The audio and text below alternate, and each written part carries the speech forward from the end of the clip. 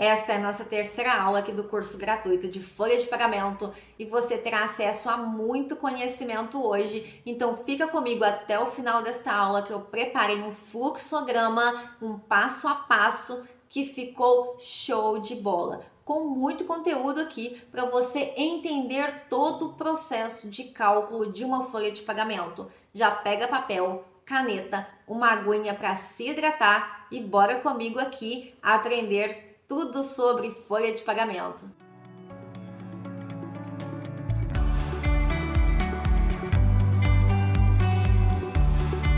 Muito bem-vindo novamente aqui ao canal Foca no Departamento Pessoal. Se você ainda não me conhece, meu nome é Vanessa Silva. Esta é nossa terceira aula sobre folha de pagamento. Já passamos por duas aulas, uma inclusive com muito conteúdo, legislação sobre folha de pagamento e várias outras conceituações e legislações importantes que você precisa entender. Então, veja a aula 1 e 2. Vou deixar a aula 1 aqui em cima no card e na sequência a aula 2. Veja tudo na sequência, essa é a proposta aqui deste curso gratuito de folha de pagamento para que você tenha o entendimento, porque eu preparei uma linha do tempo te levando do ponto A ao ponto B, considerando aqui a nossa folha de pagamento.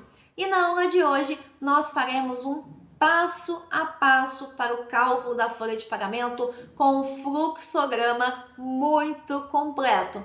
Antes de continuarmos aqui e eu te mostrar esse fluxograma para você entender todo o passo a passo, vou te convidar para se inscrever aqui no canal. São mais de 100 vídeos hoje publicados aqui no canal, muitas aulas com muito conhecimento de qualidade e também alguns cursos gratuitos que eu trago aqui para você que está iniciando, que não iniciou ainda na área, ou até mesmo se você já trabalha.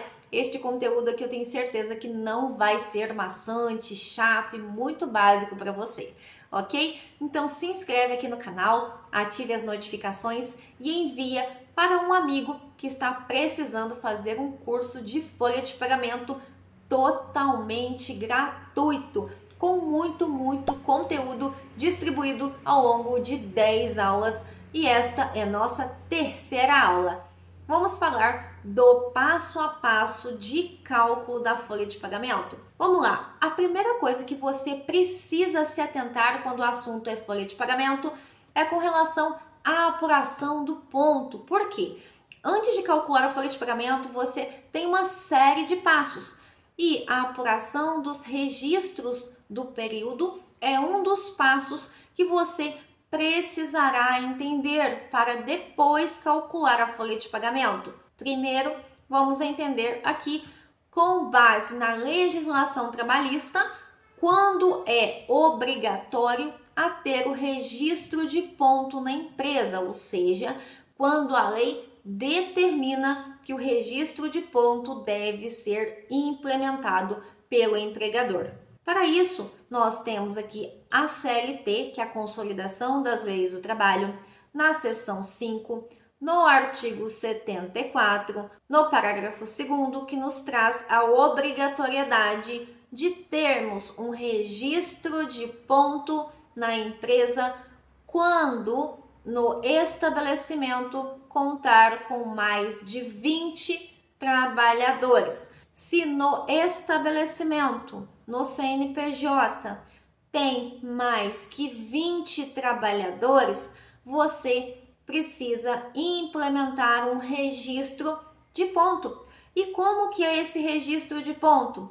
Ele vai anotar a hora de entrada e de saída do empregado ao trabalho, permitindo também registrar o período de repouso, aquela hora, por exemplo, do almoço que o empregado possui, que nós chamamos de intervalo intrajornada, que pode ser de 1 hora até 2 horas, por exemplo, para os empregados que têm 8 horas de trabalho.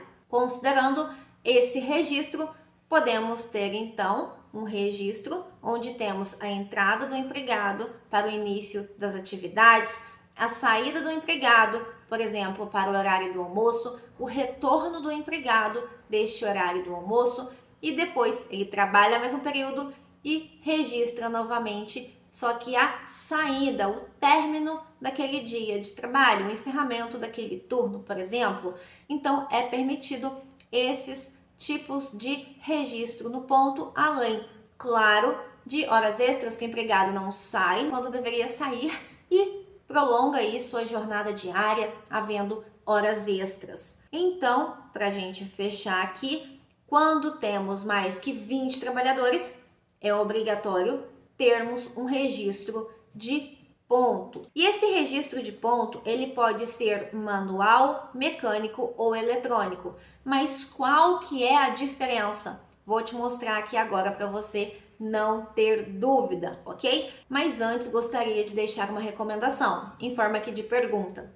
Quando a empresa é obrigada a ter o controle de registro de entrada e saída dos empregados? Quando no estabelecimento, que está grifado aqui, possui mais de 20 empregados. Mas é altamente recomendado que, mesmo que a empresa tenha menos que 20 trabalhadores, que ela implemente esse registro de ponto. Por quê? Em um processo judicial, por exemplo, para que a empresa tenha provas, para que, por exemplo, se o empregado ou o ex-empregado ingressou com uma ação trabalhista solicitando pagamento de horas extras, a empresa, mesmo com 20 ou menos empregados, ela consiga comprovar que não é aquele número que foi solicitado de horas extras pelo reclamante, ou ainda se não tem horas extras a serem pagas. Então é muito importante que haja esse controle de jornada, ok? Então, altamente recomendado que mesmo que tenha menos que 20 empregados ou 20 empregados, a empresa implemente esse controle de registro da jornada do empregado. E se a empresa tiver o controle da jornada dos empregados, é muito mais fácil para você identificar horas extras que foram realizadas, seja ela paga ou seja ela incluída lá no banco de horas. Também fica muito fácil de você identificar faltas, atrasos, dias a serem abonados, ou seja, dias que o empregado não vai trabalhar, mas tem uma previsão legal para que haja o abono daquele dia, ou seja, que ele não tenha o dia descontado. Além disso, como eu disse, nos casos de processo, a empresa pode utilizar como prova para contestar o número de horas extras, quando se trata aqui que o reclamante ingressa na Justiça do Trabalho. Para entendermos aqui o que é reclamante e reclamado, né? O processo trabalhista, o reclamante é quem vai buscar os seus direitos, por exemplo, o empregado, o aprendiz, o estagiário, um trabalhador que não tinha o seu vínculo registrado devidamente. Então, quem ingressa com uma ação trabalhista é chamado de reclamante, enquanto que a empresa, o réu, ela é chamada de reclamada ou reclamado, ok? Dando continuidade aqui, iremos conhecer os tipos de registro de ponto que podem ser implementados. Vou falar um pouquinho de cada um e vou te dar algumas orientações. Nós temos o registro de ponto manual. Esse registro de ponto manual, o empregado manualmente com uma caneta, ó, ele pega a caneta, ele vai colocar a hora de entrada, depois a hora de saída e vai assinar.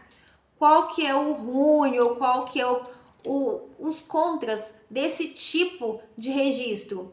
Porque se o empregado invalida esse documento, ele não tem validade perante a justiça. Como que ele vai invalidar? Eu já passei com isso na prática, O empregado, ele erra entrada, erra saída e passa corretivo, rabisca, faz assim, dá um X na página. A gente está invalidando um documento. É muito comum acontecer isso na construção civil, porque eu também sou engenheira civil, então quando a gente trabalha na construção civil, que muitas vezes nós não temos as pessoas devidamente alfabetizadas, então para elas se torna muito custoso vir aqui colocar as horas, colocar entrada, saída e demais informações necessárias. Então esse registro de ponto, ele é muito barato, porque você pode comprar o livro de registro de ponto em uma papelaria ou fazer uma planilha e fazer a impressão para que os empregados coloquem aqui, ó, entrada, saída, no período da tarde, por exemplo, entrada, saída, e se tiver uma hora extra, que eles também coloquem aqui. mas eu não gosto particularmente desse tipo de registro justamente porque há muita rasura. E se tem uma rasura, eu acabo invalidando um documento que eu poderia estar utilizando, por exemplo, uma prova judicial para provar que o empregado não estava trabalhando naquele dia ou que estava trabalhando naquele dia, não teve horas extras. Então, neste caso, o ponto manual é o mais barato, mas não o mais eficiente, mas pode ser implementado. Eu vou te convidar para conhecer o curso completo Especialista em Departamento Pessoal, que vai do básico ao avançado, mais de 260 aulas. Lá você aprenderá a apuração de ponto, onde em várias aulas eu te mostro tudo que você precisa saber sobre a apuração de ponto, todos os pontos de atenção, toda a legislação relacionada, entre outros dezenas de assuntos e módulos, porque são mais de 30 módulos que você vai ter acesso ao processo admissional, demissional, folha de pagamento completo, ok? Esse curso que você está me acompanhando aqui tem muito conteúdo também, claro, de muita qualidade, mas não aborda tudo. Impossível abordar tudo aqui neste conteúdo gratuito, mas no conteúdo pago do curso completo, a gente tem sim um módulo muito completo com folha de pagamento, todos os cálculos, todas as bases legais, exemplos de cálculo para você poder fazer todas as conferências necessárias no dia a dia. Então te convido para conhecer o curso completo. O link está aqui na descrição desta aula que você está me acompanhando pelo YouTube. Hoje nós temos mais de 14 mil alunos, nossa classificação aqui é muito boa, é 4.7 de 5 e temos mais de 3.890 classificações com vários comentários que você pode dar uma lidinha lá. O curso é completamente atualizado na data da gravação aqui desta aula que você está me acompanhando pelo YouTube. Foi uma das nossas últimas atualizações porque a legislação trabalhista muda demais da conta, muda muito mesmo. Então, nós sempre buscamos deixar aulas atualizadas, buscamos retirar conteúdos que não são mais aplicados por causa dessa mudança na legislação, mudança de entendimento e sempre estamos fazendo aulas novas, ok? Então o curso é completamente atualizado e você tem acesso a muito conteúdo de qualidade. Além de certificado, ao final do treinamento, suporte a dúvidas, você também terá módulos bônus como Word, Excel, PowerPoint, orientações de carreira, tem grupo exclusivo do WhatsApp que você pode estar ingressando para receber conteúdos diários sobre departamento pessoal, planner relativo ao ano, que é sempre atualizado, calendário do departamento pessoal com datas das obrigações e datas de pagamento que são extremamente importantes de serem cumpridas para não acarretarem em multas. Então o link está aqui na descrição desta aula. Iremos continuar com o nosso assunto ponto e iremos falar agora sobre o ponto mecânico. Por quê? Como você viu anteriormente, nós temos a possibilidade de ponto manual, mecânico ou eletrônico. Esse ponto mecânico, ele já é muito melhor que o manual, mas também tem contras. Por quê? O empregado, ele pega o cartão aqui, insere o cartão aqui e há uma impressora ali que vai imprimir o horário de entrada, o horário de saída, seja de intervalo ou seja saída do trabalho mesmo, que o empregado encerrou ali a atividade naquele dia. E qual que é o contra? Se bater errado também vai acabar rasurando esse cartão. Então, se o empregado por algum motivo tem um lado esse cartão, ele vem com um risquinho embaixo que tem um lado. É 15 dias de um lado e 15 dias do outro. É frente e verso. Muitas vezes o que acontece? O empregado não está prestando muita atenção, insere o lado errado, aí imprime no lado errado, bate a marcação de hoje numa marcação, por exemplo, de uns dias atrás. Então, é necessário tomar um certo cuidado também com relação a esse ponto mecânico, porque se começar a rasurar, acaba que perde a validade, perde ali a eficácia do registro. E qual que é o mais vantajoso no sentido de segurança com relação aos registros, mas também é o mais caro de ser implementado, ele tem um custo maior, que é o ponto eletrônico, porque aqui nós já não temos muita possibilidade de erro, na verdade não temos a possibilidade de erro. Se o empregado não registrou é porque ele esqueceu ou não foi trabalhar, porque ele vem com a digital e insere aqui nesse leitor. e vai ser registrado de acordo com a digital. A minha orientação, caso você tenha esse registro de ponto na empresa ou caso você vá implantar esse registro de ponto, é que você cadastre mais de uma digital, porque a gente vai aqui no ponto eletrônico, nesse painel aqui, insere uma senha e você tem a possibilidade de, mexendo aqui nos botões, você encontrar onde faz o cadastro das digitais e você cadastrar. Em indústrias, por exemplo, que os trabalhadores podem trabalhar com produto químico ou com outra situação que há algum desgaste na mão, por exemplo, construção civil. Por mais que use luvas, né? A gente sempre busca usar luvas, o pessoal busca usar luvas, mas há sempre um desgaste nos dedos com relação à digital. Já aconteceu por diversas vezes comigo que a pessoa fica tentando passar, fica tentando e não consegue porque dá erro de leitura. Então aqui a orientação é que você cadastre o maior número possível de digitais para essas pessoas, para que elas possam ter opção ali de rapidamente encontrar um dedo que vai fazer o registro. Como eu disse também, não é possível aqui uma pessoa ir lá e bater para outra, registrar para outra, porque é a digital. Diferente aqui desse mecânico, que pode qualquer pessoa pegar o cartão de outro empregado e inserir aqui e inserir no relógio para fazer o registro.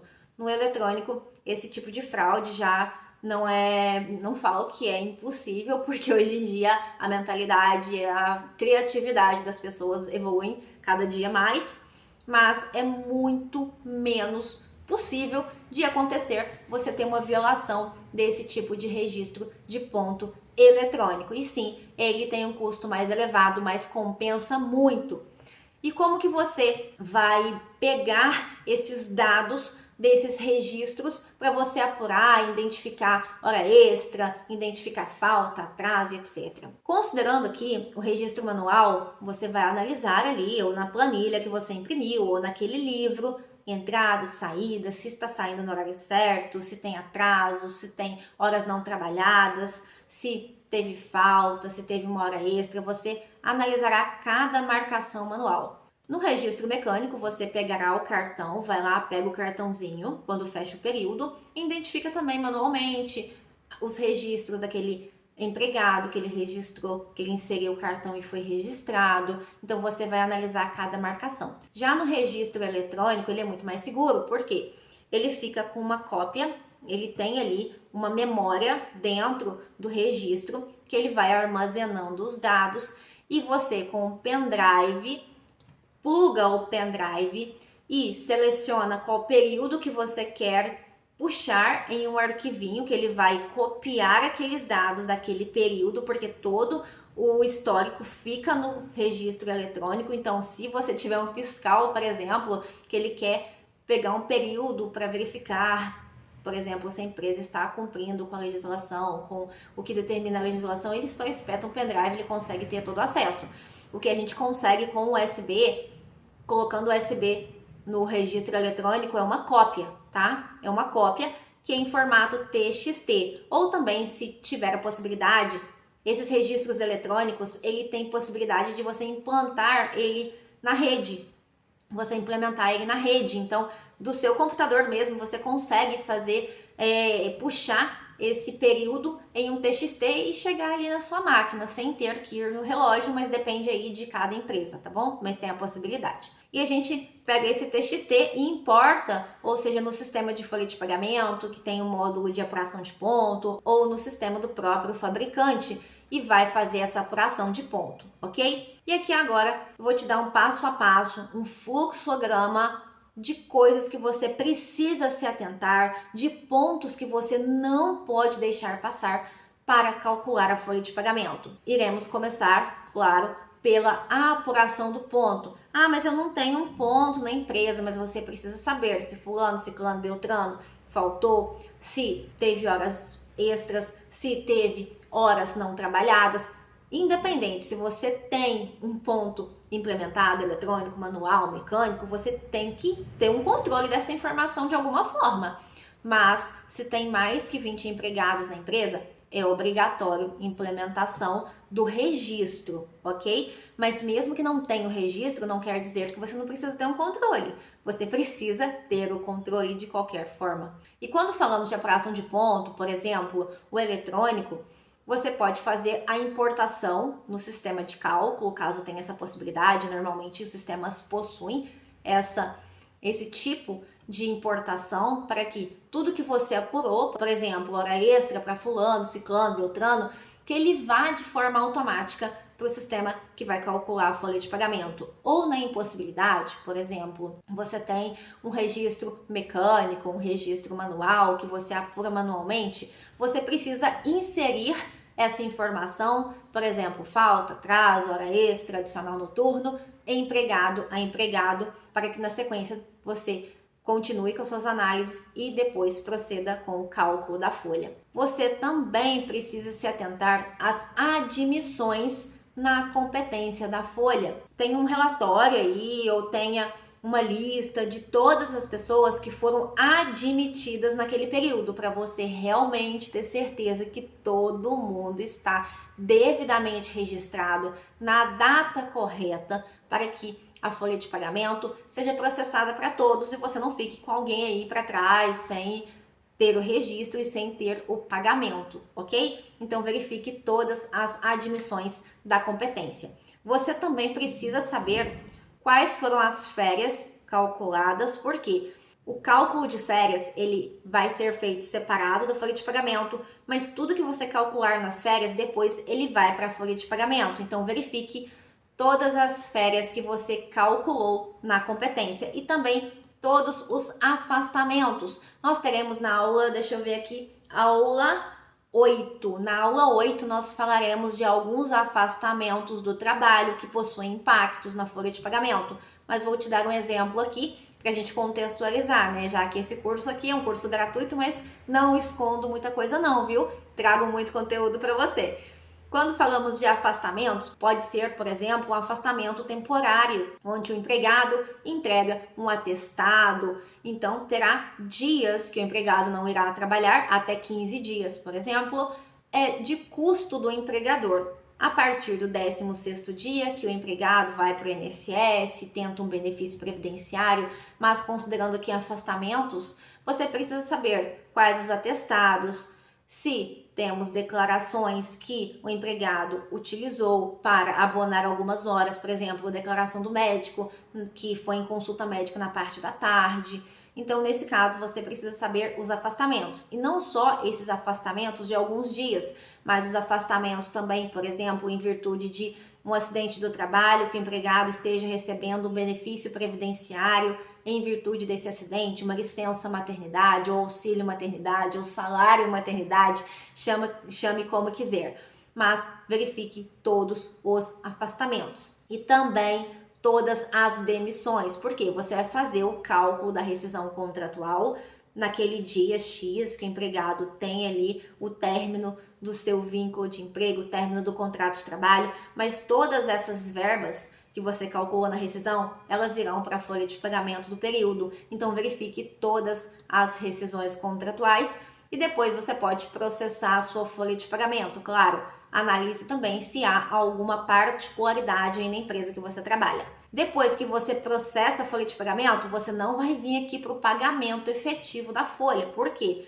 Porque antes você precisa conferir. Nunca faça uma folha de pagamento e já envie para alguém pagar. Não faça isso. Por quê? Você precisa identificar se você fez, por exemplo, todos os lançamentos corretos, todos os lançamentos devidos de horas extras, faltas, atrasos. Se a empresa tem, por exemplo, um plano de saúde, se tudo o que o empregado utilizou no plano de saúde gerou um valor XYZ, se você inseriu aqui como desconto. Então você vai analisar, fazer a conferência da folha. Estando tudo certinho, tudo ok, você vai fazer o pagamento da folha de pagamento para os empregados, ou, por exemplo, no caso que não é um empregado, no caso que é um sócio, aí é o Prolabore que você vai fazer também o pagamento, ou um estagiário que recebe bolsa. E também, se houver na folha de pagamento decisão judicial para que o empregado XYZ pague pensão alimentícia, esse cálculo vem aqui na folha de pagamento, você faz a conferência e depois tem que fazer o pagamento da pensão alimentícia. Se é um menor, normalmente o pagamento vai para a conta de uma mãe ou de alguém que detém a guarda desse menor. Depois que você faz o pagamento ou depois que você faz as conferências na folha aqui, você tem que emitir o FGTS para pagamento, enviar os dados dessa folha para o e-social, que vai alimentar um negócio que chamamos aqui de DCTF Web. Sim, iremos falar sobre e-social e DCTF Web. Deixa eu ver em qual aula aqui, que eu estou com a minha colinha. Lá na aula 6, iremos falar sobre esses dois assuntos. Para quê? Para que tenha a emissão de um DARF único para pagamento contendo valores previdenciários e de imposto de renda que você calculou aqui, e você tem nesse passo aqui a emissão desse DARF para pagamento, que a empresa precisa pagar, ela não pode deixar de pagar, porque senão a Receita Federal, ó, tá juntinho ali com a empresa e vai cobrar. Esse é um fluxo completo, com o passo a passo necessário que você observe para o cálculo da folha de pagamento. E se você quiser aprender muito mais sobre folha de pagamento, rescisões, férias, admissões e outros assuntos relacionados, vou te convidar novamente para conhecer o curso Especialista em Departamento Pessoal. Em mais de 260 aulas, como eu disse, você vai aprender do básico ao avançado. O curso é atualizado, eu sou sua instrutora nas 260 aulas, sim, você não vai cansar de mim. Eu tento aqui ser o mais dinâmica possível e trazer um conteúdo diferenciado, um conteúdo de valor, seja no gratuito, seja no pago, porque o meu trabalho também é levar conhecimento. Por exemplo, aqui nesse curso gratuito que você está me acompanhando, você viu o quanto de conteúdo que eu disponibilizei aqui. Ok? Conheça esse curso completo que eu tenho certeza que vai ser de grande valia para a sua carreira, para o seu dia a dia. Tem vários bônus, como eu citei. Se ficar com qualquer dúvida sobre a ementa, lembrando que ele tem certificado, é só me mandar aqui nos comentários. Se você já é aluno também, comente aqui, eu já sou aluno, é um prazer conversar com vocês. Eu tenho hoje mais de 40 mil alunos em todos os cursos, neste aqui especificamente temos mais de 14 mil alunos e eu converso com muitos deles. Eu acho muito interessante a gente ter essa troca aí, que é muito valiosa profissionalmente e pessoalmente, ok? O link está aqui então na descrição desta aula que você está me acompanhando pelo YouTube. Não se esquece de se inscrever aqui no canal, deixar aquele like que ajuda bastante, e enviar para um amigo que precisa saber destes conteúdos que você está aprendendo aqui comigo no curso gratuito de folha de pagamento. Então, até a próxima aula, que nós falaremos sobre periodicidade e o pagamento em si da folha de pagamento com base na legislação vigente, pontos importantíssimos que você precisa entender para não pagar errado o empregado considerando data de pagamento. Até a próxima aula e tchau, tchau!